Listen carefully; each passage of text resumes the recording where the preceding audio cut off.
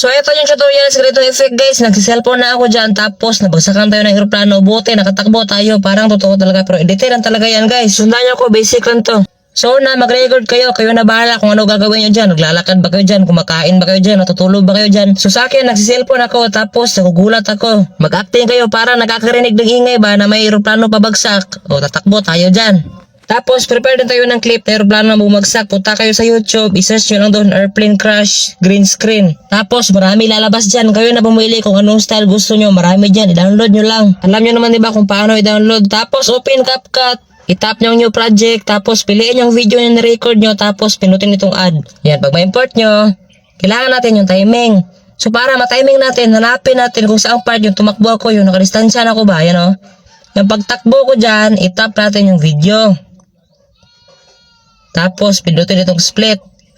Split natin. Pag ma-split na, pindutin itong arrow dito sa baba. Tapos, makikita nyo sa baba itong overlay. I-tap nyo itong overlay. Tapos, add overlay. Tapos, piliin nyo na yung clip na na-download nyo sa YouTube. Yung airplane ba? I-add nyo. Pag ma-add nyo na, hanapin nyo naman kung saang part yung bumagsak na yung airplane. Para ma-timing talaga natin ba? Hanapin nyo lang kung saang part bumagsak siya. Yan o. Yung pagbagsak niya dyan, yan, i-split nyo yung video, yung clip pa, i-split nyo. Tapos, itong nasa unahan, i-tap natin, tapos i-delete. Tapos, yung naiwan na yan, yung green, ilong press nyo, tapos itapat nyo na doon sa nakasplit, dito. Yung itapat nyo dyan. Pag natapat nyo na, pindutin nyo yung naka-overlay, yung airplane clip ba, pindutin nyo. Tapos, hanapin nyo na yung remove BG, ito. Tapos, piliin nyo itong chroma key. So, makikita nyo ang circle na green guys. Diba? May puti sa gitna. I-drag nyo sa green. O, pag madag sa green, mawawala yung green, diba? So, kung makikita nyo, may green-green pa na iwan dyan, natira sa edge ng mga aeroplano. Punta tayo dito sa dulo. Makikita nyo yung intensity na yan. Hayaan nyo na lang yan. Naka-automatic na yan. Huwag nyo galawin. Ang gagalawin natin dito, itong clean up edge. So, yun nga problema natin dahil naka-pro siya. Pero kahit naka-pro, i-apply nyo lang. Yung circle na yan, i-drag nyo yan.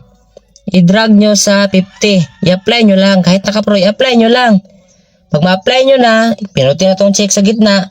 Tapos, yung airplane na yan, i-adjust nyo na parang nasa lupa siya. Yan ba? Itapat nyo lang na nasa lupa. Pwede nyo palakihin, paliitin ba? O, pag na-adjust nyo na, makikita nyo yung white sa gilid, i-drag natin yan, pabahain na natin yan. Ito, i-drag nyo para mahaba na siya. Tapos, kung i-play natin, ganito na-timing na natin. O, ganyan na siya. O, pag na-timing na, huwag nyong i-export. Kasi naka-pro tayo kanina, di ba? Naka-apply tayo ng pro, huwag nyong i-export. Ang gagawin nyo lang, pindutin itong box, itong kahon na sa gilid ba, pindutin nyo to. Pag pindot nyo, lalaki yung view. Tapos, punta na kayo sa taas. Hanapin nyo yung screen record nyo.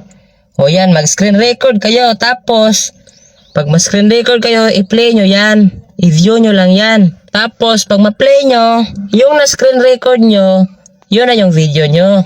Doon na kayo mag-save. Huwag kayong mag-export dito kasi naka-pro. May bayad kasi yung pro. O tapos na. So, eto na resulta guys. Kailangan talaga natin dito yung timing lang ba. Sana nasundan yung tutorial ko guys. Alam kong kaya nyo yan. Basta sundan nyo lang maigi.